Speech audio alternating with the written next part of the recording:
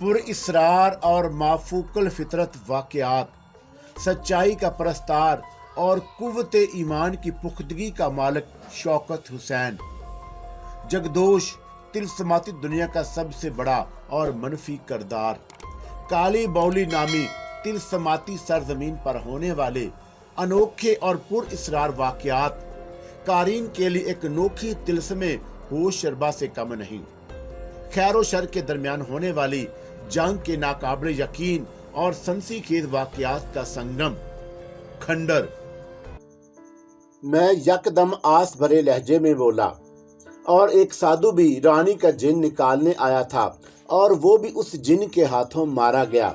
ये बात तो खुद हवालदार साहब को भी मालूम है। वो भला मानस नौजवान हवालदार की तरफ देखकर बोला, क्या ये सही कह रहा है हवालदार साहब? ओए जी, ये सब ड्रामेबाजी है इसकी। आप जरा 1-2 दिन और इसे यहाँ रहने दें। मैं इसकी अच्छी तरह छितरौल करूंगा तो ये भी उस कुड़ी रानी की तरह राह रास्त पर आ जाएगा। इतने में चौधरी नियाज साहब ने नौजवान से मुखातब होकर कहा, बशीर अहमद तुम हट जाओ, हवालदार साहब को अपनी कार्रवाई कर लेने दो। वो नौजवान अपने चेहरे पर उलझन अमीर सोच पर शुक्न तासरात लिए खामोशी से एक तरफ खड़ा हो गया। हवालदार करीम दाद, तुम्हें हम 1 दिन की मोहलत और देते हैं। इसका मुंह खुलवा लो तो बेहतर है, फिर हम अपना कानून आजमाएंगे। चलो भरामा, आओ चलते हैं, चौधरी नियाज ने कहा, और मासवाई बशीर अहमद के सब मुझे गुस्सीली नजरों से घूरते हुए वहां से चले गए। उन लोगों के जाते ही हवालदार करीम दाद ने वहां मौजूद 3 सिपाहियों में से एक को कड़कदार लहजे में मुखातब करके कहा, ओए हामद, जा जरा सो जलाद को लेकर आया। मैं उसके हुक्म पर लर्ज उठा। ना जाने क्यों किसी का 100 जलाद नामी शख्स को बुला रहा था। हामद नामी सिपाही के जाने के बाद हवालदार ने 2 दूसरे सिपाहियों की तरफ देखकर कहा, तुम दोनों इस लड़के को जरा ड्राइंग रूम में ले जाओ और रानी को लॉकअप में डाल दो। उन दोनों सिपाहियों ने फौरन हुक्म की तामील की और फिर मुझे लेकर वो दोनों बरामदे से होते हुए एक दूसरे कमरे में ले आए। ये कमरा मुस्ततील था, मगर उसकी हालत किसी तहजीब खाने से कम नहीं लग रही थी। उसका छत निस्बतन बुलंद थी, फर्श जगह जगह से उखड़ा हुआ था, दीवारों के प्लस्तर की भी यही हालत थी। कमरे में सिर्फ एक रोशनदान था जहां से रोशनी आ रही थी। कमरे के वस्त में छत से एक रस्सी झूल रही थी। एक तरफ कोने में तगारी रखी हुई थी जिसके अंदर कोई गाढ़ा मवाद नजर आ रहा था, शायद तेल था। एक सांप जैसे चौड़े फन वाला स्याह रंग का हंटर भी भीगा हुआ रखा था। बाकी कमरा हर शय से आरी था। वो दोनों सिपाही मुझे वस्त में खड़ा करके वापस चले गए।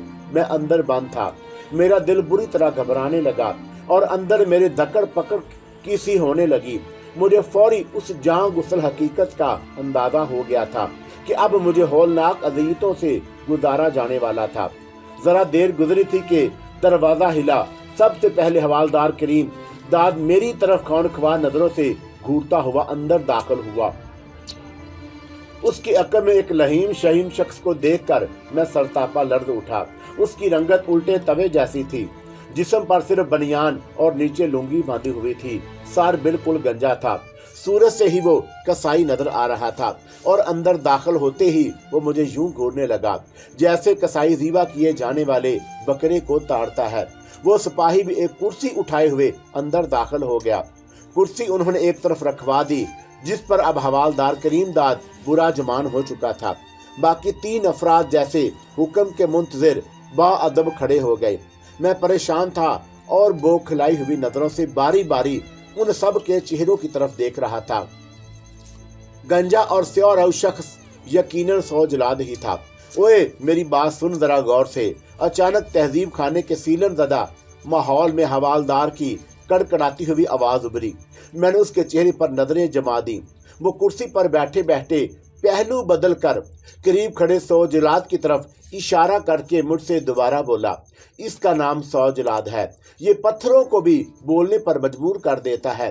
मैं नहीं चाहता कि ये अपना कसाईयों जैसा महबूब मशगला तुम पर आजमाए, इसलिए मैं तुम्हें आखिरी बार मौका दे रहा हूँ कि दर्दनाक अजाब झीलने से पहले ये बयान दे दो कि तुम्हें चौधरी हशमत अली ने ही चौधरी आलम खान का कत्ल करने पर उकसाया था। इस तरह तुम्हें भी कम से कम सजा होगी, वरना फेंटी भी लगेगी और फांसी की सजा से भी तुम नहीं बच सकोगे। क्या कहते हो? वो मुझे अपनी तरफ से धमका कर मेरे चेहरे पर नजर में जमाए घूरने लगा। मगर हवालदार जी, मैं झूठा बयान भला कैसे दे सकता हूँ? मैंने तो ये कत्ल किया ही नहीं, वो तो रानी के हाथों हुआ है। मैं रूहानी लहजे में उससे बोला। हूँ। हवालदार करीम दाद ने एक सनसनीखेज हंगारी भरी, फिर कुर्सी से उठकर सौ जलाल से बोला, ओए कासू, मुझे आधे घंटे के अंदर अंदर ये बोलता हुआ नजर आए। ओ जी, तुसी फिक्र ही ना करो। कासू जलाद बैल जैसी आवाज के साथ मुझे घूरता हुआ हवालदार से बोला, आधा घंटा तो बहुत है जी, ये थड़ला तो 10 मिनट के अंदर ही अंदर आपका पहाड़ा पड़ना शुरू कर देगा। उसके बाद हवालदार अपने सिपाहियों समेत कमरे से निकल गया। कुर्सी भी उठा ली गई। कासू जलाद ने आगे बढ़कर कमरे का दरवाजा बंद कर दिया, फिर किसी वहशी सांड की तरह बढ़ा, फिर कसाई की तरह मुझे दबोच लिया, फिर छत से झूलती हुई रस्सी की मदद से मेरे दोनों हाथों की कलाइयों को सर से बुलंद करके मजबूती से बांध दिया। अब मेरे दोनों हाथ फिजा में बुलंद थे। मेरा दिल बैठने लगा। इस काम वक्त ने मेरी कमीज के बटन खोलकर ऊंची करके मेरे चेहरे पर गोल मोल करके लपेट दी। फिर जरा देर बाद उसने वो भी ऊपर कर दी तो मैं देख कर लर्ज गया कि वो चमड़े का स्याह हंटर तेल में भिगोए अपने दाएं हाथ में पकड़े मेरे करीब आ रहा था। फिर मेरे अकब में खड़े होकर उसने कौड़ी की तरह उसे घुमाया और मेरी नंगी पीठ पर रसीद कर दिया। पटाख की आवाज उभरी और मेरे हलक से उभरने वाली लर्जा खेज चीख से पूरा कमरा गूंज उठा। उस जालिम कौड़े की एक ही ज़रब से मुझे यूं लगा जैसे मेरी पीठ की खाल उतर गई हो। अजियत की एक सनसनाती हुई लहर ने जैसे मेरे पूरे वजूद को घायल कर दिया। फिर तो जैसे मुझ पर क्यामत टूट पड़ी। एक के बाद एक हंटर मेरी नंगी पीठ पर पड़ने लगे। मेरी लर्जा खेज चीखें भी उसको तवातर से जारी थीं।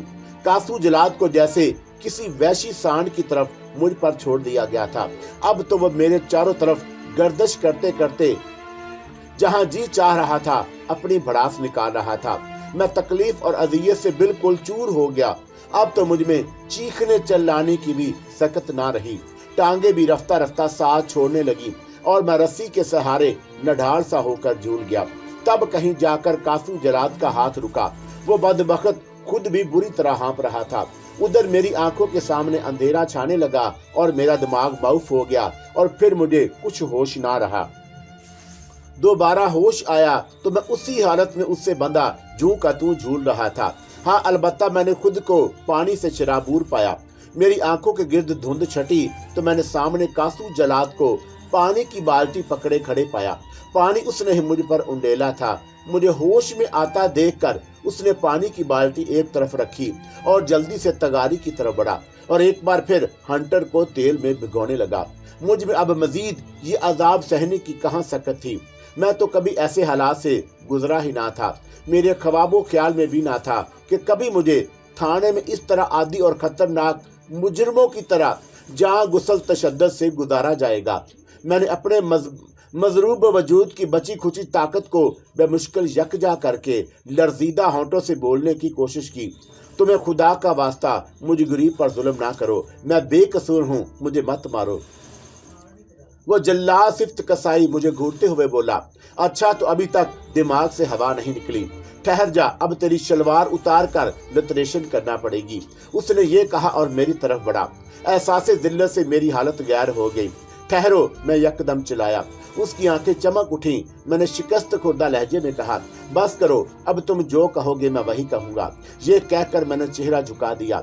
मेरा ख्याल था कि अब ये कासू जलाद मेरे हाथ को छत से झूलती रस्सी से आजाद कर देगा, मगर दूसरे ही लम्हे मेरी समातों में एक शनासा आवाज उभरी। क्यों मियां शौकत, होश ठिकाने आ गए? उस मकरू लहजे की मनहूस आवाज पर मैं बुरी तरह ठटका और सर उठाकर कासू जलाद की तरफ देखा। वो वही मौजूद था, मगर उसके चेहरे की बजाय वहां एक आंख वाले जगदोश का चेहरा था। पहले तो फौरी तौर पर मेरे रोंगटे खड़े हो गए, मगर फिर दूसरे लम्हे मेरी आंखों से नफरत की चिंगारियां फूटने लगी। मगर मैं पहले ही अजियत में मुब्तला था और नकाहत के मारे मुझसे बोला भी नहीं जा रहा था। जगदोश कहका मारते हुए दोबारा खबीसाना मुस्कुराहट से बोला, मैं चाहूं तो तुझे चुटकी में इस मुसीबत से छुटकारा दिला दूं। अगर तू मेरा और सोहनी का पीछा छोड़ने पर राजी हो जाए तो। मैंने नफरत से उसके मुंह पर थूक दिया। उसका मनहूस चेहरा एहसास जिल्लत से और मकरूह हो गया और वह फिर भुना कर बोला, ठीक है, फिर मैं भी तुझे फांसी के तख्ते पर चढ़ा कर रहूंगा। मर्द अब इसी तरह ईड़ियां रगड़ रगड़ कर मर। उसके बाद उसका चेहरा गायब हो गया। अब मेरे सामने वही कासू जलाद खड़ा था। क्या कहता है फिर? मानता है हमारी बात या फिर और उधेड़ू तेरी खाल? नहीं नहीं, मैं बमुश्किल इतना ही कह पाया और फिर उसके सहारे झूल गया। फिर मुझे नींद बेहोशी के आलम में एक बार फिर हवालदार करीम दाद के सामने पेश किया गया। मुझे 2 सिपाहियों ने दाएं बाएं बाजू से संभाला हुआ था। मेरी आंखों के सामने धुंध सी छाई हुई थी। पानी मेरे लर्जीदा होठों से बेमुश्किल निकला और फिर मैंने हवालदार की तहकमाना आवाज सुनी, इसे पानी पिलाओ। उसके हुक्म की देर थी कि फौरन मेरे लबों पर पानी का गिलास लगा दिया गया। पानी की बरूदत ने मेरे जलते हुए वजूद में ठंडक सी भर दी। मैंने सारा गिलास खत्म कर दिया और एक और मांगा और वो भी गटा-गट पी गया। अब बोल क्या कहता है, मगर याद रखना, इस बार अगर मैं तुझे कासू जलाद के हवाले किया तो तेरी खाल उतारे बगैर नहीं रुकेगा।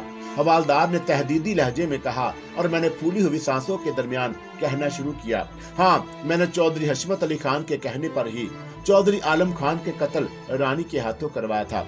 ये हुई ना बात? हवालदार खुशी से कलकारी मारते हुए बोला और फिर एक पहले से तहरीर शुदा कागज मेरे सामने लहराते हुए बोला, चल शाबाश पुत्र, इस पर अपने दस्तखत कर दे, चल जल्दी कर। उसने मुझे एक कलम थमाना चाहा मगर मैं बोला, मुझे तो अपना नाम भी लिखना नहीं आता, अंगूठा लगा देता हूँ। मेरे जहन में अचानक ये ख्याल आया था, हालांकि मैं तो 10वीं पास था। हवालदार को पहले तो हैरानी हुई, फिर जैसे जान छुड़ाने की खातिर उसने यही किया और एक स्याही वाले स्टाम्प पैड पर मेरा अंगूठा रगड़ा और फिर उसने पहले से तहरीर शुदा खुद साख्ता बयान में टिका दिया। उसके बाद मुझे दोबारा हवालात में बंद कर दिया गया। वहां रानी भी मौजूद थी, जिसे सिपाही अंदर धकेल कर वापस लौट गए थे। मैं उखड़े हुए प्लस्तर वाले फर्श पर चित लेट गया। रानी एक तरफ खड़ी दीवार से पुष्ट टिकाई बैठी हुई थी। फिर उसे जाने क्या हुआ, वो आहिस्ता आहिस्ता मेरे करीब सिरक आई और नरम लहजे में मुझसे बोली, देख शौके, मेरी बात मान ले, मत कर खुद पर इतना जुल्म कि तू अगर जगदोश की बात मान लेता है तो तेरी इस मुसीबत से जान हमेशा के लिए छूट जाएगी। मैंने नफरत से उसे परे धकेल दिया मगर बोला कुछ नहीं। वो यकदम जख्मी नागन की तरह गुस्से से फुनकार कर बोली, ठीक है, फिर मैं भी तुझे सोहनी तक नहीं पहुंचने दूंगी, चाहे मुझे उसके लिए जगदोश के साथ बाद ही क्यों ना करनी पड़े। वो अपने दिल की भड़ास निकाल कर वापस अपनी जगह पर जाकर बैठ गई। मैं उसके अज़ाइम से अच्छी तरह वाकिफ हो गया था। इतने में मेरा ताया और पेशे इमाम साहब का वही लड़का तफैल अहमद मुलाकात करने आया और मेरी हालत जार देखकर दोनों ही परेशान हो गए। उनको देखकर मेरे जहन में जकरिया का ख्याल आया और फिर मैंने उन्हें सारी बात बता दी कि मुझ पर तशद्दुद करके झूठे बयान वाले एक कागज खुद साख्ता कागज पर मेरा अंगूठा लगा लिया था और मैंने तफेल से कहा, भाई तू मेरी एक मदद करेगा, किसी तरह चौधरी हशमत अली खान से ये सारी बात कह डाल, वो जरूर हमारी मदद करेगा। तफैल अली चंद सानिये सोचने के बाद बोला, ठीक है, मैं चौधरी हशमत अली खान को अच्छी तरह जानता हूँ, पास ही के पिंड में रहता है वो, मैं अभी उसे इस साजिश से आगाह करता हूँ। और वो दोनों चले गए। ये उस शाम का जिक्र था कि थाने में अचानक जैसे लोगों का सिलाब उमड़ आया। लोग हवालदार के खिलाफ नारे बुलंद कर रहे थे और मुझे खुशगवार सी हैरत हो रही थी। फिर चंद पुलिस वालों को मैंने इधर उधर बौखलाए हुए दौड़ते देखा। फिर उसके बाद 2 सिपाही दौड़ते हुए मेरी बैरक में आए और मुझे अपने साथ ले गए। थाने के बरामदे और हाथे तक सारे ही सर नजर आ रहे थे। वो सब मुश्तिल नजर आ रहे थे। उन लोगों के हाथों में डंडे, लाड़के और बाज के पास तो राइफलें और बंदूकें भी थीं। चंद लोगों को छोड़कर ये सब किसी और ही गांव के लगते थे। बहरतौर मुझे हवलदार करीम दाद के कमरे में पेश किया गया तो वहां एक लंबा तिरंगा और ठुस्सेदार शख्स खड़ा नजर आया। उसने सर पर बड़ा सा मुकल्लफ तरेदार पगड़ा पहना हुआ था। सर्दी की मुनासबत से उसने बेदाग नरम शलवार कमीज के ऊपर नफीस किस्म की स्याह शेरवानी पहन रखी थी, जिसके बटन सुनहरी लगे हुए थे। पाँव में तिल्लेदार देसी खुस्सा था। उसने गोल्डन रंग वाले स्टिक भी पकड़ रखी थी, हालांकि वह साठा बाठा था। मूंछें भी घनी और बिच्छू के डंक की तरह दोनों नोकें उठी हुई थी। होलिस्टर भी उसके बगल से झूल रहा था। 2-3 मसला हवारी भी उसके करीब खड़े थे। ताए अकबर खान और पेशे इमाम साहब का होनहार बेटा तफैल अहमद भी करीब खड़े थे। अलबत्ता हवालदार करीम दाद परेशान नजर आ रहा था। ओए पुत्र, तेरा नाम शौके है? आहो जी चौधरी साहब, मैंने उसकी अपनाई भरे लहजे से मुसम्मी सी सूरत बनाकर बोला। ओए, तुझे डरने की जरूरत नहीं, साफ साफ बता यहाँ तेरे साथ क्या हुआ था। और मैंने सारी हकीकत बिला कमो कासत सुना दी, जिसे सुनकर हवालदार करीम दाद मुझे खश्मगी नजरों से घूरने लगा और मैंने अंदाजा लगा लिया था कि यह साठा बाठा ठुस्सेदार शख्स चौधरी हशमत अली खान ही था। हवालदार साहब, अब क्या कहता है? अब तो मुझे बता कि तूने मरहूम चौधरी आलम खान के बेटों से मेरी गिरफ्तारी के लिए कितने रुपए लिए हैं? चौधरी हशमत अली खान ने नहूस से हवालदार को मुखातब करके पूछा। ओए जी चौधरी साहब, जरा ठंडे पड़ो, उसने तो आपके खिलाफ बयान ही दे दिया है, ये देखो। हवालदार करीम दाद ने वही खुद साख्ता बयान उसके आगे कर दिया। उसमें मेरा अंगूठा लगा हुआ था, मगर चौधरी हशमत अली ने इंतहाई नहुसत से हवालदार के हाथ में पकड़ा हुआ वो कागज परे झटक दिया और गसीले लहजे में बोला, मैं ऐसे कई बयान मारा मारी करवा कर लिखवा सकता हूँ। तेरे सामने ये शौका कह रहा है कि यह बयान झूठा है। उसे कासू जलाद ने पटवाने के बाद जबरदस्ती उस पर इसका अंगूठा लगवाया है, जबकि चौधरी आलम खान का कत्ल रानी ने किया है। ये बात तो अब अदालत में ही साबित होगी। चौधरी हशमत अली साहब, हवालदार का जाने किस तरह रवायती उखड़पन बेदार हो गई, मगर चौधरी हशमत अली खान भी कब निचला बैठने वाला था। बुरी तरह उसे घूर कर बोला, मुझे कानून पढ़ाने की कोशिश ना करो हवालदार। तूने अदालत से रिमांड लिए बगैर इस पर गैर कानूनी इंसानियत सोच तशद्दुद किया है। हमने अपने वकील को शहर से बुलाया है, वो एडिशनल सेशन जज की एक तहकीकी टीम लेकर यहाँ पहुँचने वाला है। अब तू अपनी बेटी की फिक्र कर। हवालदार करीम दाद। चौधरी हशमत अली के खान के लहजे में हकारत उतर आई। मैंने देखा कि हवालदार करीम दाद के चेहरे का रंग यकायक फीका पड़ गया। फिर फौरन ही उस मक्कार इंसान ने अपनी कैंचली बदली और चौधरी हशमत खान से बोला, चौधरी साहब, आप गुस्सा ना करो, आप हमारी मजबूरी तो समझते हो ना, हम पर कितने लोगों का दबाव होता है। ओए, इस मजबूरी का क्या मतलब होता है कि तुम किसी बेगुनाह को फांसी पर चढ़ा दो। चौधरी हशमत अली खान ने उबलती खोलती आंखों से उसे घूर कर कहा, किधर है वो दोनों नियाज और परवेज? उनको इधर लाओ, मैं खुद उनसे बात करता हूँ कि उन्हें मुझसे ऐसी बुज़दिलाना हरकत की उम्मीद कैसे हुई। ये ठीक है कि बाद जमीनों के मामले में मेरा उनके प्यो के साथ तनाज़ा चल रहा था, मगर उसकी जान लेने का तो हमने सोचा भी ना था।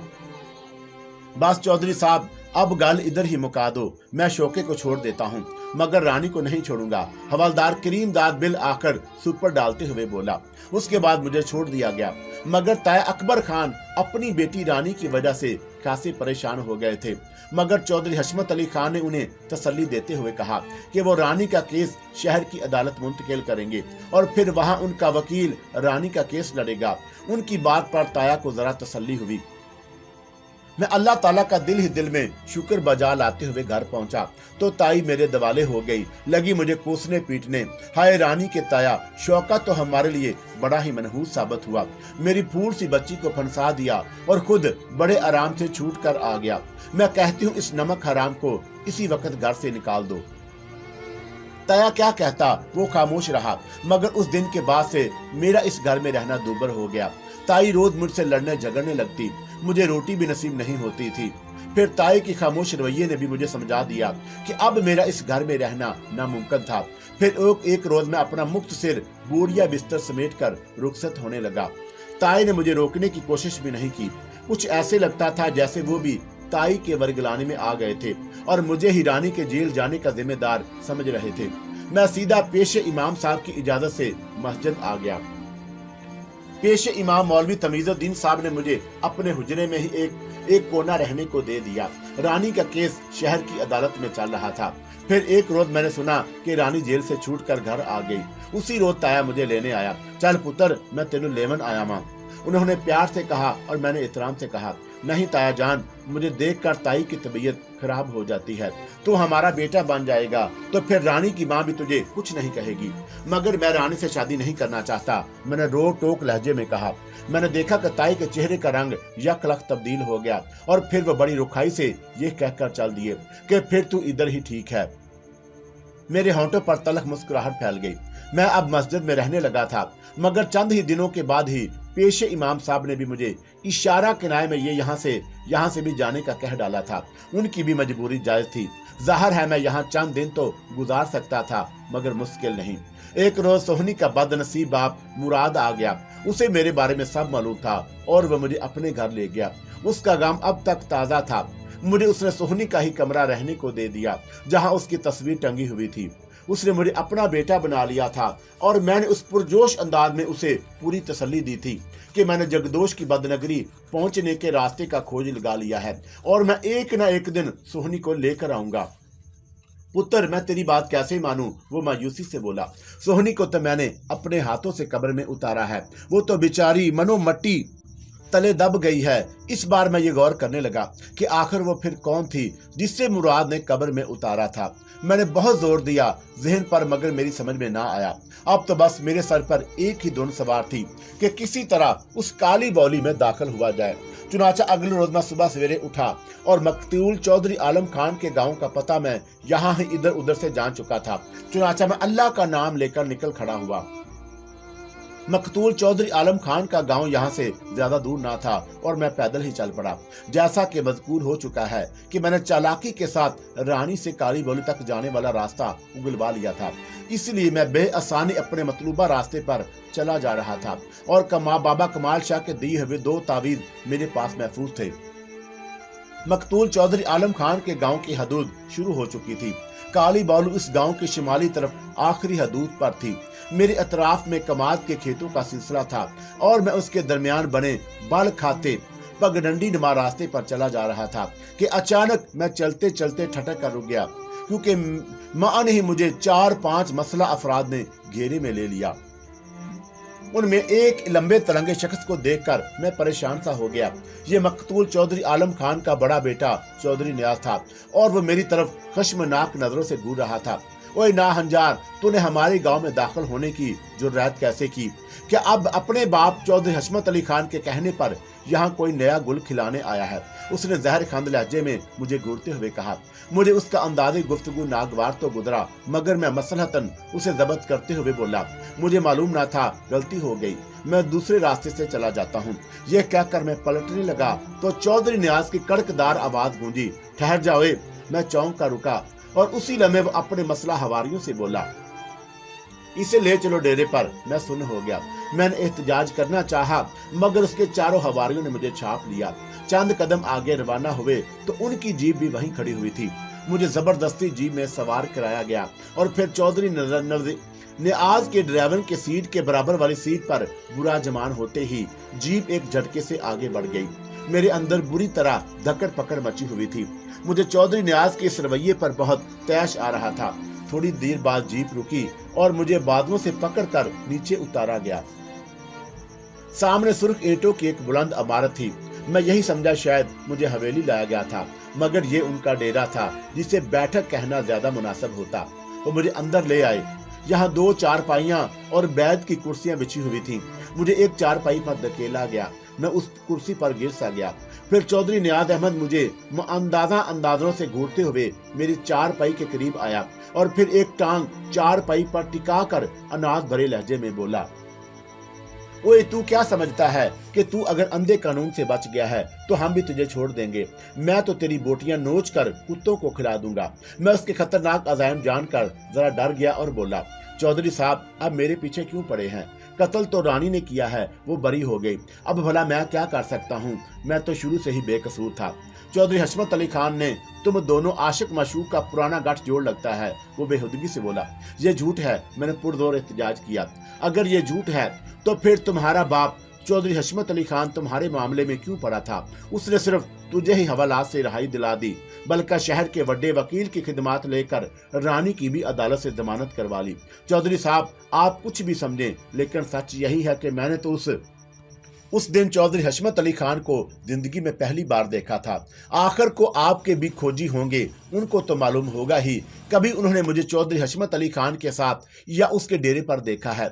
मैंने मुद्दल लहजे में उसकी तरफ देखकर कहा और मेरी बात उसके चेहरे सुनकर उसके चेहरे का रंग जरा सा बदला और वह फिर सीधा खड़े होकर एक गहरी हमकारी भरते हुए बोला, इसका कोई सबूत?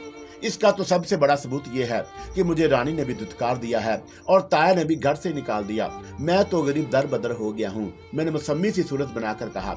मगर हम तो अपने बाबा जानी का बदला जरूर लेकर रहेंगे और हमारी नजरों में तो तू और रानी दोनों ही कसूरवार हैं। उसने सरसराते हुए लहजे में कहा तो मुझे अपनी रीढ़ की हड्डी में सनसी सी उतरती महसूस हुई। मगर चौधरी साहब, मैं तो बिल्कुल बेकसूर हूँ। वह चुप कर, ये बेकसूरी का पहाड़ा हवलदार करीम दाद को सुनाना। हम पहले तेरे टोटे करेंगे, फिर रानी को यहाँ लाकर उस पर अपने कुत्ते छोड़ देंगे। चौधरी नियाज ने खुद जख्म खुर्दा लहजे में कहा और मैं लर्ज उठा और लगा दाद फरियाद करने क्योंकि मैं जानता था कि उनसे लड़ने का कोई फायदा नहीं। ये सारा इन्हीं लोगों का इलाका था। फिर मैं खुद एक यतीम लड़का था। अब तो ताया ने भी सर से हाथ उठा दिया था। चलो चुप कर, चौधरी नियाज ने मुझे झिटका और फिर गहरे लहजे में बोला, अगर तू हमसे जान छुड़ाना चाहता है तो एक ही सूरत बन सकती है। वो कौन सी चौधरी साहब? मैंने जल्दी से पूछा। तुझे चौधरी हशमत अली खान का खून करना होगा। क्या? मैं सरतापा लर्ज उठा। हाँ, मैंने कोई फारसी नहीं बोली। क्या कहता है फिर तू? मगर मैंने तो कभी एक मक्खी भी नहीं मारी। मैं गरीब भला इतने बड़े चौधरी साहब का खून कैसे कर सकता हूँ? मैंने कपकपाते लहजे में कहा। अच्छा तो ठीक है, फिर इधर ही मरो। ये क्या कर वो सब लोग मुझे वहां कैद करके चले गए। मैं इतने बड़े कमरे में तन्हा रह गया। मैं बहुत रोया चिल्लाया, मगर किसी ने भी मेरी ना सुनी। फिर मुझे जीप के स्टार्ट होने और उसके रवाना होने की आवाज सुनाई दी। वो लोग जा चुके थे। ये डेरा गांव की आबादी से दूर था। मैं थक हार कर वलीदा सा चारपाई पर डह गया। इस बार तो मुझे बड़ी खतरनाक नोइयत की मुसीबत में फंस चुका था। आज मुझे अपनी कम माईगी और बेबसी का पूरी तरह एहसास हो रहा था। साथ ही मुझे चौधरी नियाज की इस जालमाना हरकत पर तलमलाहट भी हो रही थी। मैं अब बुरी तरह पछता रहा था कि काश मैं उस मनहूस काली बौली की तरफ जाने वाला रास्ता गांव से ना इख्तियार करता। आखिर को काली बौली की तरफ 50 रास्ते जाते थे, मगर अब क्या हो सकता था। अब तो मैं बुरी तरह फंस चुका था। मुझे तो अपने ताया अकबर खान से भी ये उम्मीद ना रही थी कि मुझे तलाश करने की भी रहमत गवारा करेगा। रफ्ता रफ्ता मुझे यूं महसूस होने लगा जैसे मैं चौधरी नियाज के हाथों बेमौत ही मारा जाऊंगा, और मेरी समझ में नहीं आ रहा था कि मैं कैसे यहाँ से छुटकारा पाऊं।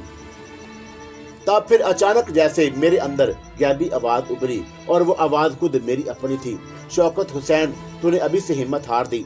अभी तो तुझे जगदोश जैसे शैतान से मुकाबला करना है और उसके शैतानी पंजों से सोहनी को आजाद करना है। चल उठ, अल्लाह का नाम ले। तेरे पास तो बाबा कमाल शाह का तावीज है, तू क्यों घबराता है? तुझे अब हालात की इन स्याह आंधियों से नबर्दे आजमा होना है। खुद को मजबूत बना, लोहे जैसा मजबूत। उसके बाद वो आवाज मादूम हो गई। एका आकी मुझे एहसास हुआ जैसे मेरी रगों में गर्दिश करने वाला लहू पारा बन चुका है। मैं अपने अंदर एक नया जोश और एक नया वलवला महसूस करने लगा। मैंने अपने दाएं बाजू से बंदे तावीज को होले होले थपथपाया और फिर एक नए समीम के साथ चारपाई से उठ खड़ा हुआ। सबसे पहले मैंने कमरे का बारीक बीनी से जायजा लिया। ये कमरा मुस्ततील था और खासा बड़ा था। कमरे के आखिरी हिस्से में काट कबाड़ और कुछ अनाज वगैरह की बोरियां पड़ी हुई थीं। कमरे की शमाली और जनूबी दीवारों पर 3 पिट की खिड़कियां भी थीं, जिन पर बाहर से आहनी ग्रिल नस्ब थी। पट बंद थे। कमरे की छत खासी बुलंद थी और एक तरफ जरा बुलंदी पर खुला रोशनदान था जो आदम गुजार था। और मैंने सोचा कि अगर मैं किसी तरह रोशनदान तक पहुंच भी जाता तो दूसरी तरफ मुझे छलांग लगानी पड़ती, और इतनी बुलंदी से तो छलांग लगाने का मैं तसव्वुर भी नहीं कर सकता था। मैं फिर दरवाजे की तरफ बढ़ा जो बाहर से बंद कर दिया गया था, और कोई बैद नहीं कि मुकफ्फल भी हो। मफर की कोई राह मुझे सरदस्त सुझाई नहीं दे रही थी। मैं थक हार कर चारपाई पर गिर सा गया। अचानक मेरे जहन में एक ख्याल बिजली के कूंदे की तरह लपका, और मैंने खिड़कियों का तो जायजा ही नहीं लिया था। चुनाचा मैं उठा और फिर पहले शिमाली दीवार वाली खिड़की की तरफ बढ़ा। उसे अच्छी तरह खोल कर देखा तो फिर बाहर से मजबूत मगर जंग आलूद गिरलें नस्ब थी। मैं यहाँ से मायूस होकर दूसरी तरफ की दीवार वाली खिड़की की तरफ बढ़ा। उसे खोला तो वहां भी हस्बे तवक्का गिरल नस्ब थी। मैंने यूं ही जंग आलूद गिरल की मजबूती जांचने के लिए उसे जरा सा हिलाया तो वो अचानक मेरे अंदर उम्मीद की जोत जागी। ग्रिल ढीली थी और मैंने जल्दी से कीलों का जायजा लिया। मुझे एक तरफ की कीलों की पूरी कतार से निस्बत ज्यादा कीलें उखड़ी हुई नजर आई। और बाकी जो मांदा लगी हुई थी वो भी सब ढीली थी। मैंने सोचा कि अगर मैं जोर लगाकर आहनी ग्रिल के इस जंगले को बाहर की तरफ झटके दूं तो यकीनन बाकी मांदा कीले भी उखड़ जाएंगी। और चुनाचा मैंने सबसे पहले खिड़की के अंदर से बाहर का जायजा लिया। वहां दूर दूर तक मुझे कोई जी नफस दिखाई नहीं दिया। तब फिर मैंने अल्लाह का नाम लिया और अपने दोनों हाथों से आहनी जंगले को बाहर की तरफ धकेलना शुरू कर दिया। इस महकम कोशिश में मुझे पसीना आ गया और मेरी मेहनत रायगा नहीं गई। जंगले की एक तरफ की कीलें निकलकर बाहर ही गिर गई थीं और ऊपर नीचे की भी काफी हद तक ढीली पड़ चुकी थी। मुझे ये भी डर लगा हुआ था कि कहीं चौधरी नियाज का कोई आदमी इधर ना निकल आए, वरना मेरी सारी मेहनत अकारा चले जाने का खदशा था। मैं जरा देर को सस्ताने के लिए रुका तो अचानक एक ख्याल मेरे दिमाग में आया। मैं खिड़की से हट गया और जिधर काट कबाड़ बिखरा हुआ था वहां मुझे कुछ जंग आलूद और पुराने बेकार दर्री औलाद के आहनी टुकड़े दिखाई दिए। मैंने एक मोटा सा बड़ा आहनी टुकड़ा उठाया और फिर खिड़की के करीब आ गया। फिर उस आहनी राड को मैंने जंगले के उखड़े हुए हिस्से में फंसा कर उड़ीसा दी तो पूरा जंगला ही एक तरफ को झूल गया। मुसर्रत के एहसास तले मेरा दिल बेतहाशा धड़कने लगा। फिर मैंने एक लम्हा भी जाया किए बगैर खिड़की के चौखट पार करके बाहर कूद गया और दौड़ लगा दी। मैं अब चौधरी नियाज के गांव की हदूद से दूर निकल जाना चाहता था और एक बंजर मैदान से लंबा चक्कर काटकर काली बौली वाले रास्ते की सिमत पर रवाना हो गया। मैं दौड़ता हुआ काफी दूर निकल आया। एक जगह मैं जरा सांस के लिए रुका ही था मगर फिर आगे चल पड़ा। जाड़े की चमकीली खुशगवार धूप चार इतराफ फैल चुकी थी। मुझे शदीद प्यास सताने लगी और हलक मेरा सूख कर कांटा हो रहा था, मगर मैं रुका नहीं और चलता रहा। हत्ता कि मुझे जरा सामने जरा फासले पर दहरीक के दरख्तों के करीब एक स्याह पत्थरों की मुंडेर वाला कुआं नजर आ गया और मेरे अंदर हलचल सी मचना शुरू हो गई थी। मेरे दरीना मकसद के हसूल की पहली सीढ़ी मुझे नजर आ गई। मेरे अंदर का जोश और हौसला हवा होने लगा और मैंने गिरदो पेश का जायजा लिया और फिर तेज तेज कदमों से बाउली की तरफ बढ़ना शुरू कर दिया। अभी मैं बाउली से जरा ही फासले पर था कि अचानक आसमान पर स्याह घटा छा गई और तेज हवाओं के झक्कड़ चलना शुरू हो गए, मगर मैंने फिर भी उस पुर इसरार काली बाउली की तरफ बढ़ना तर्क नहीं किया और मैं दस्तूर चलता रहा। उधर आन की आन में बादलों के गरजने की दिल हिला देने वाली आवाजें उभरी और देखते ही देखते तूफानी हवाओं के झकड़ों के साथ साथ धुआंधार बारिश का भी आगाज हो गया और मैं सारा भीग चुका था। तूफानी हवाएं मेरे कदम उखाड़ने लगी। मुझसे तो अब एक कदम भी आगे बढ़ाना दूभर हो गया था, मगर मैंने हिम्मत नहीं हारी। हमारी और शोरीदा सर हवाओं के सर्द तरीन थपेड़ों का मुकाबला करते हुए मैं मुश्किल आगे बढ़ा। मुझे ऐसे लग रहा था जैसे तूफानी हवाओं के ये तागूती बगोले मेरे वजूद को उठाकर कहीं दूर फेंक देंगे। मैं काली बाउली के बिल्कुल करीब पहुंच गया था और फिर मैंने जैसे ही कुएं के स्याह मुंडेर पर अपना हाथ जमाया, यकदम जैसे हर तरफ खामोशी छा गई। पल के पल तूफान बादुबा ना सिर्फ थम गया बल्कि ऐसे गायब हो गया जैसे कुछ हुआ ही नहीं था। अब वही माहौल था, वही मंजर था। आसमान बिल्कुल साफ था, वैसे ही चमकीली धूप निकली हुई थी जैसे कुछ हुआ ही ना था। मैं होंठ बीच कर तलखी से मुस्कुरा दिया क्योंकि मैं समझ गया था कि ये उस मरदूद जगदोशी की हरकत हो सकती थी और क्या खबर ये मेरी नजर तक ही महदूद था। बहरतार मैंने तवीद पर हाथ धरा और अल्लाह का नाम लिया और मुंडेर पर चढ़ गया। नीचे कुआं 13 तारीख था। एक सीढ़ियां नीचे अंधेरे में गुम हो रही थी। कुएं की अंधी गहराई को देखकर मेरा दिल होलने लगा। जी में आया कि वापस भाग जाऊं और मगर फिर दूसरे ही लम्हे मैं मन मोहनी सोहनी का रुख रोशने चश्मे शौक में उभरा तो मेरे अंदर आपो ही आप एक अजीब सी नई कुव्वत ऊद कर आई और फिर मैंने दिल मजबूत किया और जैसे ही सीढ़ियों पर एक कदम उतारा, अंदर कुएं की तारीक गहराइयों से एक गूंजीली आवाज उभरी, खबरदार अंदर उतरने की गलती मत करना वरना सारी उम्र इसकी तारीक गहराइयों में पड़े सड़ते मरते रहोगे।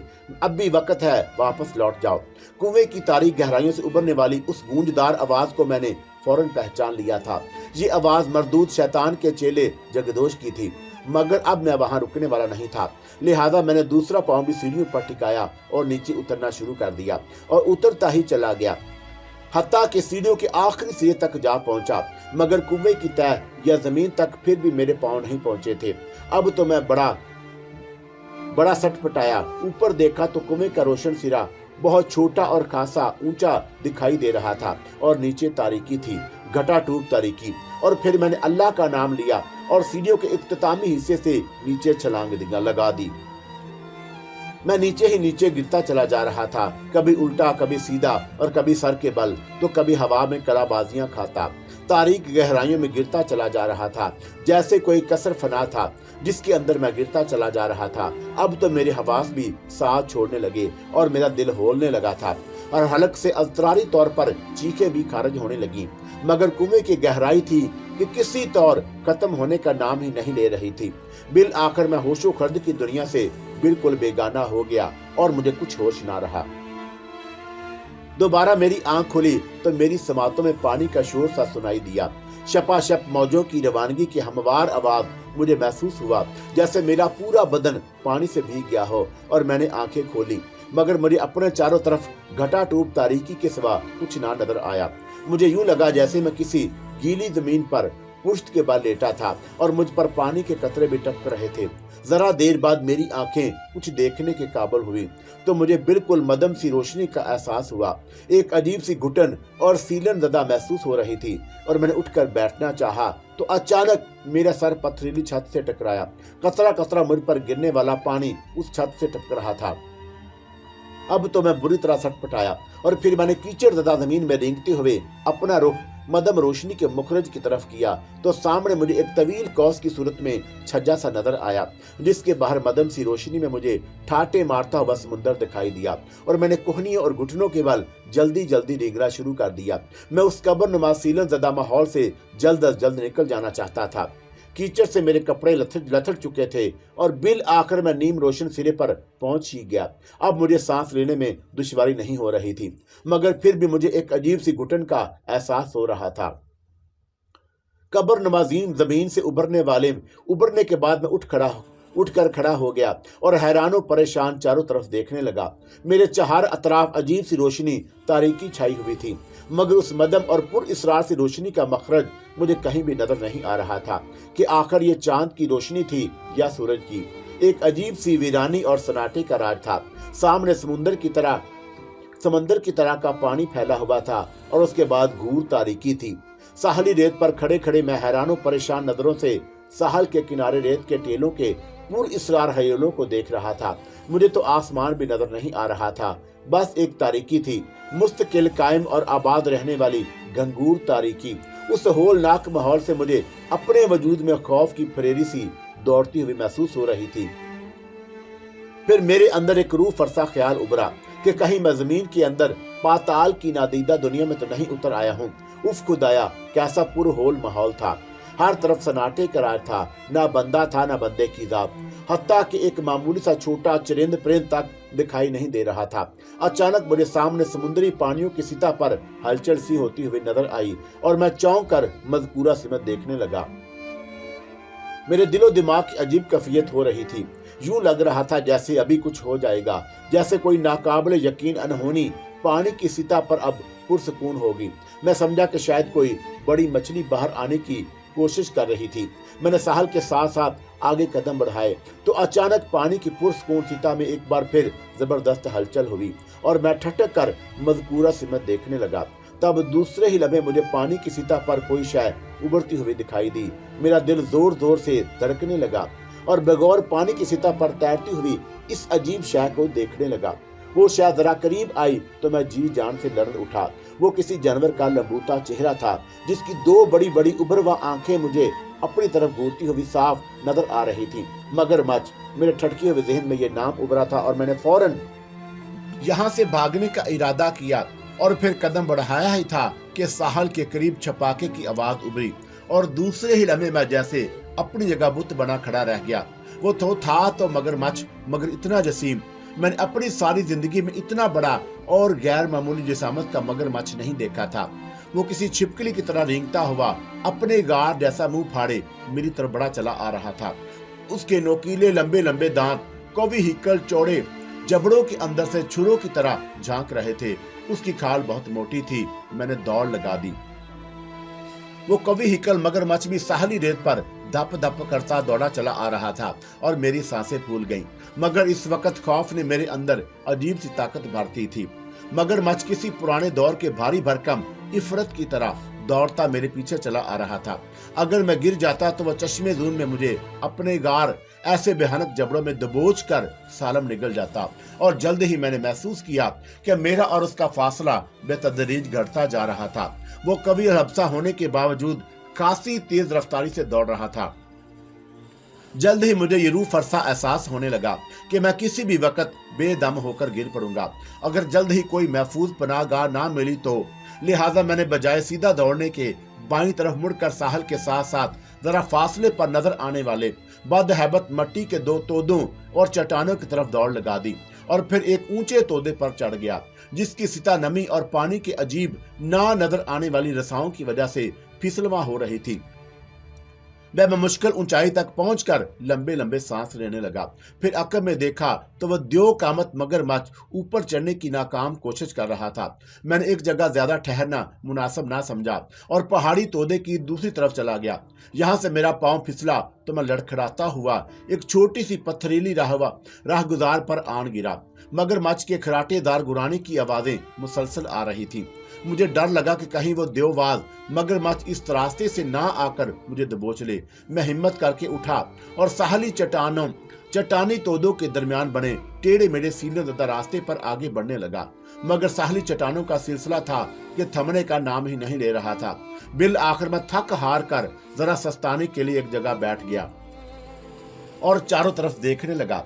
वही मनहूस तारीख हियोले थे और तारीख आसमान। पता नहीं आसमान था भी कि नहीं।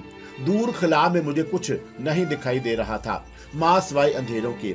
अजीब सा तारीख माहौल था और मैं सोचने लगा कि आखिर मैं इस पुर-इसरार खंडर तक कैसे पहुंच पाऊंगा जहां इस मरदूद शैतान के चेले जगदोश ने सोहनी को कैद कर रखा था। न जाने मनहूस खंडर कहां था और किस मकाम पर था।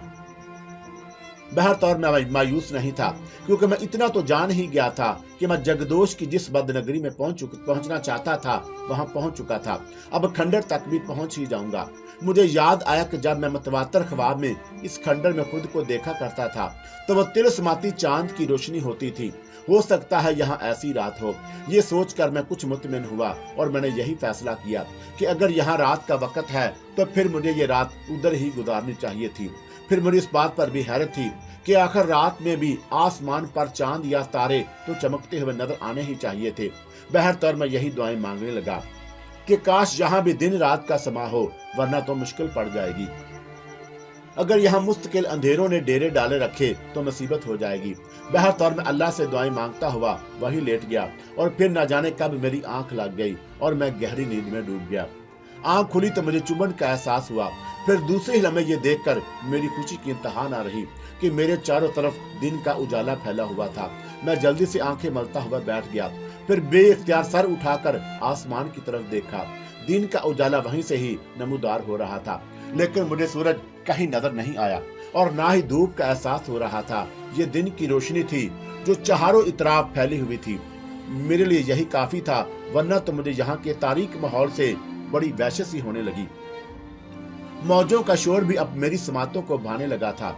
मैं जल्दी से उठा और वापस साहल की तरफ बढ़ा। वहां का माहौल भी अब रोशन हो चुका था। हद्दे निगाह तक बीकरा समुंदर फैला हुआ था, मगर उसका पानी कदरे स्याही माइल था। मेरी प्यास शदीद हो गई। मेरे बदन और कपड़ों पर बेतहाशा कीचड़ लगा हुआ था। मैं रेत पर दौड़ता हुआ समुंदर के किनारे पर आ गया और यहाँ मेरे घुटनों तक पानी था। मैंने कपड़ों समेत गुस्ल किया और अपने कपड़े और बदन से कीचड़ साफ किया और थोड़ा चुल्लू भरकर उसे चखा तो मुझे उसका जायका नमकीन लगा। मैंने उसे पीने का इरादा तर्क कर दिया। ना जाने कैसा पानी था, कहीं उसे पीकर मेरे पेट में मरोड़ ना उठते। मुझे उस कवि हैकल मगरमच्छ का भी डर था कि कहीं वो कमबख्त दोबारा ना निकल आता। इसीलिए मैं जल्दी जल्दी नहा धोकर दोबारा रेत पर आकर बैठ गया। मुझे अब एक नई परेशानी ने आन घेरा था। वो थी तो साफ और मीठा पानी, उसके बाद खुराक। ये दोनों चीजें मेरी बका के लिए लाजमी थी। चुनाचा मैंने चट्टानों से दूसरी तरफ जाने का इशारा किया और उठ खड़ा हुआ।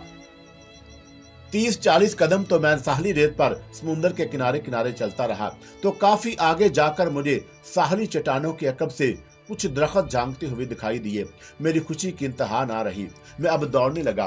फिर चट्टानों के दरमियान बनी टेढ़ी मेढ़ी संगलाख राह से गुजरता हुआ दूसरी तरफ आ गया। सामने अजीब वादा के दरख्तों और खुर्दो झाड़ियों का खासा तवील सिलसिला پھیلا ہوا دکھائی دیا۔ میں رکے بغیر چلتا رہا، حتیٰ کہ جنگل کے قریب پہنچ کر رک گیا۔ یہاں عجیب سی خاموشی طاری تھی، نہ پرندوں کی بولنے کی آوازیں آ رہی تھیں اور نہ ہی کوئی ذی نفس نظر آیا۔ میں اللہ کا نام لے کر اس پر اسرار جنگل میں داخل ہو گیا۔ یہاں ہرے بھرے درختوں اور خود جھاڑیوں کے علاوہ رنگا رنگ خوشنما پھول بھی نظر آ رہے تھے۔ درختوں پر عجیب زرد رنگ کے پھل لدے ہوئے تھے۔ سارے درختوں کے تنے آبنوسی رنگت کے تھے۔ میں ایک درخت پر بمشکل چڑھا اور ایک موٹی سی تنے دار شاخ کو زور زور سے جھلایا تو مالٹوں کے جیسے پھل زمین پر آ گرے۔ میں جلدی سے نیچے اترا اور وہیں زمین پر بیٹھ کر ایک پھل کو ہاتھ میں پکڑا اور اسی میں دانت گاڑ دیے۔ اندر سے اس کا گودا سفید رنگ کا تھا۔ پھل خوش ذائقہ اور رسیلا تھا۔ میں نے ایک کے بعد دوسرا اور پھر تیسرا کھاتا چلا گیا۔ اسے کسی حد تک میری پیاس بھی بجھ گئی اور خاصی حد تک شکم سیری بھی ہو گئی۔ میں نے 2-3 پھل مزید کھائے اور کچھ میں نے جیبوں میں بھر لیے اور پھر آگے چل پڑا۔ تقریباً نصف گھنٹہ مسلسل چلتے رہنے کے بعد جنگل تمام ہوا تو میں سامنے چیٹل میدان تھا، مگر یہ زیادہ وسیع نہ تھا کیونکہ اس کے آخری سرے پر مجھے دوبارہ پہاڑیاں دکھائی دی، مگر ان پہاڑیوں کی ڈھلانیں سبزے سے ڈھلی ہوئی تھیں۔ میں ذرا دیر سستانے کو رکا اور پھر آگے چل پڑا۔ خاصی دیر بعد جب میں سبزے سے ڈھکی پہاڑیوں کے قریب پہنچا تو میں نے ہری ہری دھوپ نما گھاس کو چھو کر دیکھا۔ آب گھاس کی طرح نرم اور ملائم تھی۔ مجھ میں پہاڑی پر چڑھنے کی سکت نہ تھی۔ میں نے اس امید پر اس کے متوازی آگے چلنا شروع کر دیا کہ شاید سنگلاہ راہ گزر ان کے درمیان میں موجود نظر آ جائے۔ چند قدم ہی چلا تھا کہ میری امید بر آئی۔ ایک خاصی چوڑی درار نما راہ گزر مجھے نظر آ گئی اور میں فوراً اس کی طرف بڑھا اور اس میں داخل ہو گیا۔ یہ خاصی تنگ درار تھی، روشنی کا گزر بھی مشکل ہو رہا تھا، مگر میں بہرحال کسی حد تک ماحول روشن تھا۔ میں اللہ کا نام لے کر چل پڑا۔ درار ذرا ہی آگے جا کر کبھی دائیں جانب اور کبھی بائیں جانب مڑ رہی تھی۔ میں بھی چلتا رہا۔ اچانک مجھے ایک آواز آئی اور میں نے سر اٹھا کر سنگلاخ بلندیوں کی طرف دیکھا تو مجھے کوئی نیچے جھانکتا ہوا دکھائی دیا۔ وہ تھوتنی نما کسی کا سر تھا۔ میں بغور اسے دیکھنے کی کوشش کرنے لگا تو وہ اچانک غائب ہو گیا۔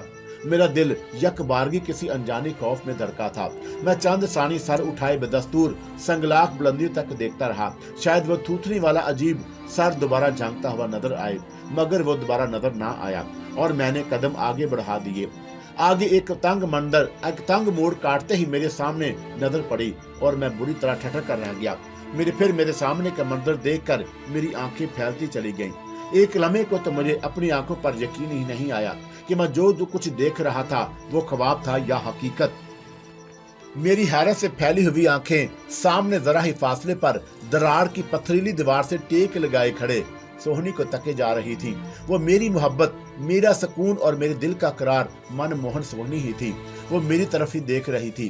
اس بار اس کے چہرے سے سوگواری اور اداسی نہیں ٹپک رہی تھی، وہ بہت خوش نظر آ رہی تھی۔ اس کے تراشیدہ یا قوتی لب جوش جذبات سے لرزاں تھے۔ جھیل سی گہری اور کجراری آنکھوں میں ملنے کی تڑپ تھی۔ دیپ روشن تھے۔ موہنی کو اچانک اور بالکل غیر متوقع طور پر سامنے پا کر میرے دم بخود سماعتوں میں امید کے سنگ گونج رہے تھے۔ سوہنی بے اختیار میرے لبوں سے نکلا تھا اور ساتھ ہی میں نے اس کی جانب جیسے عالم بے خودی میں قدم بڑھا دیے۔ اس نے بھی مجھے اپنی ریشمی اور مہربان باہوں میں بھرنے کے لیے دونوں ہاتھ بازو واہ کر دیے اور میں جیسے برسوں کا پیاسا پنچھی اس سے جا لپٹا اور وہ بھی مجھ سے لپٹ گئی۔ اس کے مرمری وجود کا پرشباب لمس اور مہکتے وجود کی سحر افری نگت نے جیسے مجھے مدہوش تک کر کے رکھ دیا۔ مجھے یقین نہیں آ رہا سوہنی کہ میں تجھے دیکھ رہا ہوں اور تو میرے سامنے ہے۔ میں وفور جذبات انگیز خوشی میں اسے چومنے لگا اور سوہنی بھی بہت خوش اور پرمسرت دکھائی دے رہی تھی اور وہ بھی خوشی سے لبریز ہو کر بولی، ہاں شوکت، مجھے بھی یقین نہیں آ رہا کہ تم میری خاطر یہاں تک بھی آ سکتے ہو۔ میں نے تو تجھے حاصل کرنے کی قسم کھا رکھی تھی سوہنی۔ میں اس کے حسین چہرے کی طرف دیکھ کر محبت پاش لہجے میں بولا، تمہاری خاطر تو میں آگ میں بھی کود سکتا تھا۔ اس سے پہلے کہ میں تجھے خواب میں ملا کرتا تھا نا، اب دیکھو ہم حقیقت میں ایک دوسرے کے سامنے کھڑے ہیں۔ اب تو تم میرے ساتھ چلنے سے انکار تو نہیں کرو گی نا؟ میں نے آخر میں اس کی گہری جھیل سے ہی آنکھوں میں دیکھتے ہوئے بڑے رکھاؤ سے پوچھا تھا۔ نہیں، اب جہاں تم کہو گے میں تمہارے ساتھ چلوں گی، سوہنی نے مضبوط لہجے میں کہا۔ تو پہلی بار مجھے اچنبھا سا ہوا۔ میں سوچنے لگا کہ کیا اب اسے جگدوش کا خوف نہیں رہا، اور تاہم میں نے پوچھ لیا، सोहनी, यहाँ यूं तो तुम्हें हासिल करना मेरा अहम मकसद था, लेकिन उस मरदूद शैतान के शतुंगड़े मलऊन जगदूश को किसी कीमत पर भी जिंदा नहीं छोड़ना चाहता। सोहनी, क्या तुम मुझे बता सकती हो कि वो पुर इसरार खंडर कहाँ है जिधर वो मरदूद रहता है? मैंने देखा कि मेरी बात पर सोहनी के चेहरे पर अजीब सा रंग आकर गुजर गया हो। वो जैसे बात बनाने के अंदाज में बोली, शौकत, इस मरदूद को दफा करो, आओ हम यहाँ से भाग चलते हैं। मुझे उसकी बात पर पहली बार हैरत सी हुई, ताहम मैंने उसका बड़ा हुआ हाथ थाम लिया जो बर्फ की तरह सरल था। फिर वो मुझे अपने साथ लेकर एक तारीक सी गारनुमा खो के करीब आई और फिर वो जरा रुकू के बल झुककर अंदर दाखिल हो गई। मैं हैरान परेशान बाहर ही खड़ा रहा तो वो अंदर गोंजीली आवाज में बोली, शौकत अंदर आ जाओ। मगर क्यों सोहनी, अंदर क्या है? मैंने बाहर खड़े खड़े उससे कहा तो वो बोली, यहाँ से हमारी दुनिया तक जाने का रास्ता निकलता है, आओ जल्दी करो। मैं मुतजब सा आगे बढ़ा और सर जरा झुकाकर अंदर दाखिल हो गया। अंदर आया तो सोहनी का दिया हाथ में पकड़े खड़ी थी। अंदर से खो काफी कुशादा थी और उसकी पथरीली छत भी काफी ऊंची थी। मगर ये देखकर मुझे हैरत हुई कि खो में आगे कोई दूसरा रास्ता ना था और मैंने सोहनी से पूछा, सोहनी, आगे तो मुझे कोई रास्ता नजर नहीं आ रहा, हम कहाँ जाएं? वो मेरी बात सुनकर मुस्कुराई, जरा रात होने दो, उसके बाद इसकी एक दीवार खुद ही शक हो जाएगी, फिर हम इसमें से दाखिल होकर वापस अपनी दुनिया में पहुंच जाएंगे। मैं उसकी बात पर अजीब से उलझन का शिकार हो गया था। ताहम मैंने उससे कहा कि मैं जगदोश को कैफरे किरदार तक जरूर पहुंचाना चाहता हूं। अल्लाह के बरगजीदा बुजुर्ग ने मुझसे वादा लिया है और मेरी ये खुशकिस्मती है कि मुझे ये नेक आदत मिली, मैं उसे जरूर पूरा करूंगा। चलो सोहनी, मुझे बताओ वो मरदूद इस वक्त कहाँ है? मेरे अटल इरादे पर सोहनी के चेहरे के तासरात मुतगय्यर से हो गए और फिर उसने कहा, अच्छा ठीक है, मैं तुम्हें वहां तक जरूर ले चलूंगी, लेकिन ये तो बताओ कि तुम जगदोश जैसे इतने बड़े जादूगर से किस तरह मुकाबला करोगे? मेरे पास अल्लाह की ताकत है और ये तावीज, मैंने मुस्कुराकर कहा और फकर से एक साथ सोहनी को अपनी जेब से बाबा कमाल शाह वाले पड़े हुए मंसूरी पैसे वाले तावीज निकालकर उसे दिखाया और फिर अपने दाएं बाजू की आस्तीन ऊपर उठाकर उसे दूसरा तावीज भी दिखाया। मैंने देखा कि सोहनी के चेहरे पर अजीब से तासरात उभर आए। जाने क्यों मुझे सोहनी के ये अंदाज अतवार मुख्तलिफ से नजर आ रहे थे। वो मुस्कुराकर मेरे करीब आई और मेरे गले में बाहें डालकर बोली, अच्छा अब ये दोनों तावीज उतार कर तुम एक तरफ रख दो और थोड़ा आराम करो, मैं भी तुम्हारे साथ यहाँ आराम करना चाहती हूँ। मैं हैरत से उसका मुंह तकने लगा, उसकी आंखों में अजीब सा नशा तैरने लगा। फिर उसने मुझे अपने सीने से लगा लिया, फरते जज्बात से मरतश आवाज में बोली, रख दो ना उतार कर ये दोनों तावीज शौकत, मेरा बदन बहुत टूट रहा है। तुम नहीं जानते कि मैं तुमसे कितनी मोहब्बत करती हूँ और जिस तरह तुम मेरे लिए तड़पते रहे हो उसी तरह मैं भी तुम्हारी जुदाई में करती रही हूँ। आओ ना, इतना मत सताओ। एक अजीब सी अदाए दिलरुबाई के से अंदाज में बोली। मुझे उसका ये आमियानापन निहायत नागवार महसूस हो रहा था। वो बराबर इसरार करती रही और अपने पुरशबा बदन के लमस से मुझे आशना करने की कोशिश करती रही और फिर तब पहली बार मेरी छठी हिस्स ने मुझे किसी अनजाने खतरे से खबरदार किया तो मैंने फौरन हाथ में पकड़े हुए मंसूरी पैसे वाले तावीज को सोहनी के बदन से लगाया तो अगले ही लम्हे सोहनी एक दिल खराज चीख मारकर मुझसे दूर हट गई। फिर मैंने एक रूह तक को लर्जा देने वाला दहशतनाक मंजर देखा। क्या देखता हूँ कि सुबह अंदाम सोहनी का हसीन चेहरा यकलक स्याह पड़ने लगा। उसकी आंखों के दीदे फैलकर बाहर को उबल आए। सतवारी नाक गायब हो चुकी थी और उसकी जगह दो बदहैबत सुराख झांकने लगे। ऊपर नीचे के दोनों होंठ भी सुकड़ कर अंदर की तरफ खींचे चले गए थे और अब उनकी जगह लंबे लंबे नोकीले दांत नजर आ रहे थे जिनसे ताजा और सुर्ख सुर्ख खून की बूंदें टपक रही थी। उसके मकरूह चेहरे पर अनगिनत दरारें पड़ने लगी। दोनों कान पीछे की तरफ मुड़ गए। हाथों की उंगलियों के नाखून भी लंबे होने लगे। पांव उल्टे हो चुके थे। वो कोई चुड़ैल थी जो सोहनी के रूप में मुझे धोखे से मेरे दोनों तावीज उतरवाना चाहती थी। मैंने अपने खौफजदा सी कफियात पर काबू पा लिया और जल्दी से खो के अंदर से बाहर निकल आया और एक तरफ दौड़ लगा दी। अकब से उसके खौफनाक चुड़ैल के डरावने कह के दूर तक मेरा पीछा करते रहे। मैं तब तक भागता रहा जब तक मेरी सांसें ना फूल गईं। फिर मैंने एक पहाड़ की पथरीली दीवार से पुष्ट टिकाए सस्ताने बैठ गया। थोड़ी देर में अपनी फूली हुई सांस बेहाल करता रहा। अब शैतानी कहकों की आवाज मालूम हो चुकी थी। मैंने अल्लाह का नाम लिया और आगे बढ़ गया।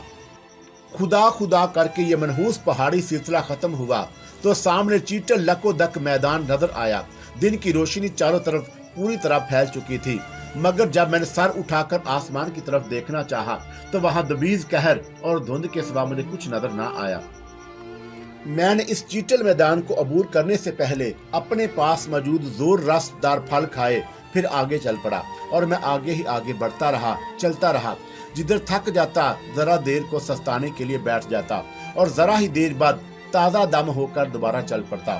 اس طرح چلتے رہنے کے باوجود بھی میدان ختم ہونے کا نام ہی نہیں لے رہا تھا، حتیٰ کہ ایک بار پھر چاروں طرف اندھیرے سے چھانے لگے اور میرا دل جانے کیوں ہولنے لگا اور میں قدرے سہم کر وہیں بیٹھ گیا اور رفتہ رفتہ اس ویران ماحول میں اترنے والی اندھیروں کو خاموشی سے دیکھنے لگا۔ پھر میرے دیکھتے ہی دیکھتے ہر طرف گور تاریکی چھا گئی۔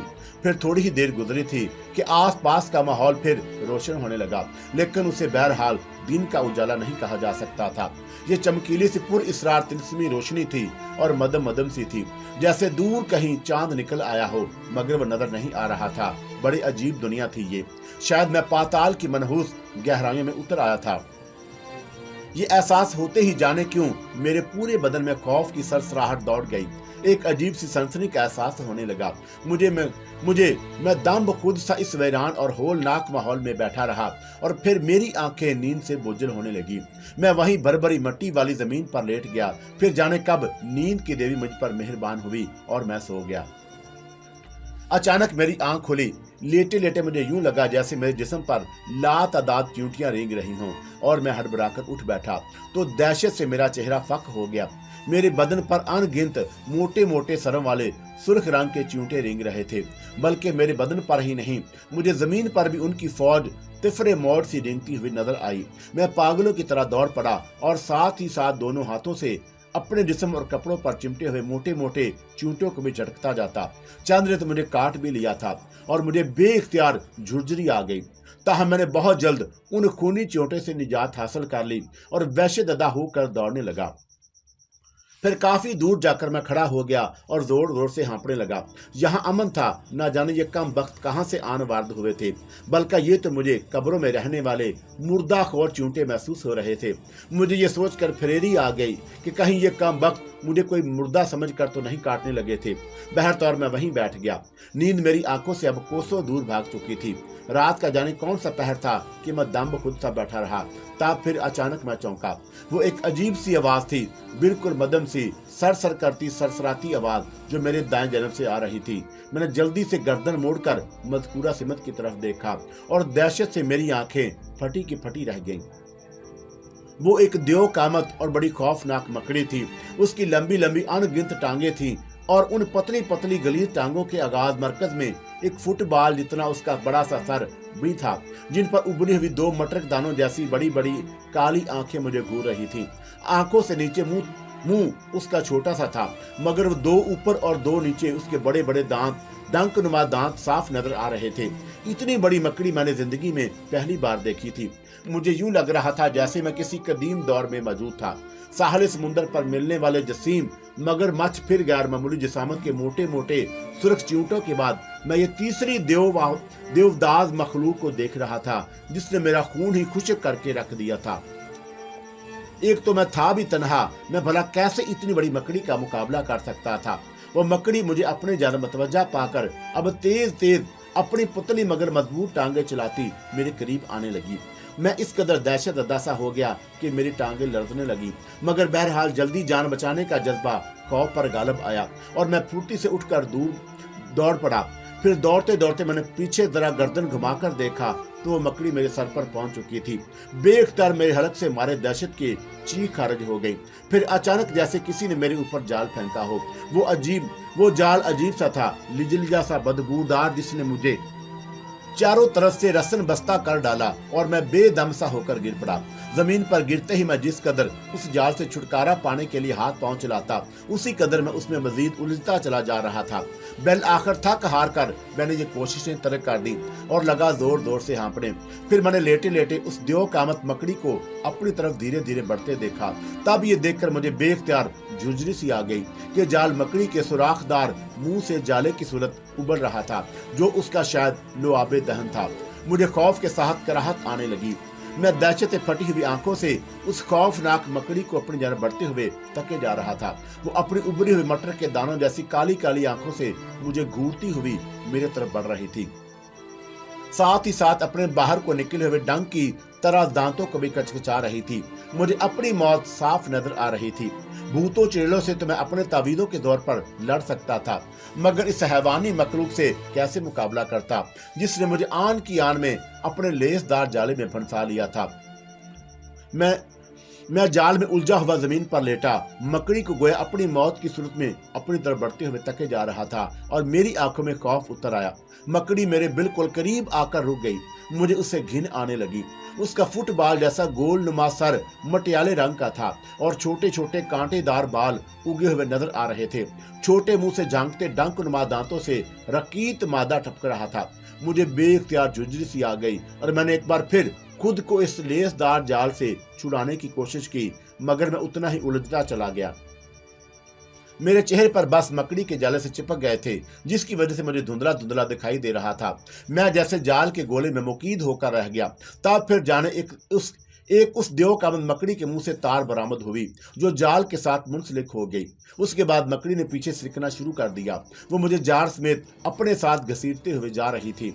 जाल इतने मुलायम और रेशेदार थे कि मैं बाआसानी जमीन पर फिसलता चला जा रहा था। जाल के बारीक तार बहुत मजबूती से बाहम जुड़े हुए थे और उनका कोई सिरा मुझे नजर नहीं आ रहा था। मैं थक हार कर तने में तकदीर हो गया था। ताहम इतना मुझे अंदाजा हो चला था कि यह मनहूस मकड़ी मुझे अपनी किसी कमीन गाह पर ले जाकर बड़े आराम से मुझे लुकमा बनाने का इरादा रखती थी। वो मकड़ी बड़े आराम से मुझे अपने जाले समेत घसीटते जा रही थी। लगभग कोई आधा किलोमीटर के फासले पर ऊंचे नीचे टैलेनुमा का सिलसिला शुरू हो गया। फिर एक निस्बतन ऊंचे टीले की ओट में आकर मकड़ी रुक गई और मेरा दिल जोर जोर से धड़कना शुरू हो गया। मुझे अपनी मौत, यकीनी मौत बिल्कुल सामने नजर आ रही थी, क्योंकि रुकने के बाद मकड़ी ने अब धीरे धीरे मेरे करीब आना शुरू कर दिया था और साथ ही साथ वो अपने ऊपर नीचे चारों दांतों को भी हरकत दे रही थी। मैं समझ गया कि अब वो मुझे कतर कतर कर हड़प करने का इरादा रखती थी। मैं बेबसी से गोया अपनी मौत का मुंतज़िर था कि अचानक फिजा में एक तेज चीख की आवाज उभरी और मकड़ी यकदम ठटक कर रुकी और मैंने चीख की सिमत देखा तो मुझे मकड़ी के गिर्द पतली पतली टांगों और हाथों वाले पिस्ता कामत इंसान नजर आए। वो नंग धड़ंग थे। 70 पोशी के नाम पर सिर्फ एक खाल का टुकड़ा बांध रखा था।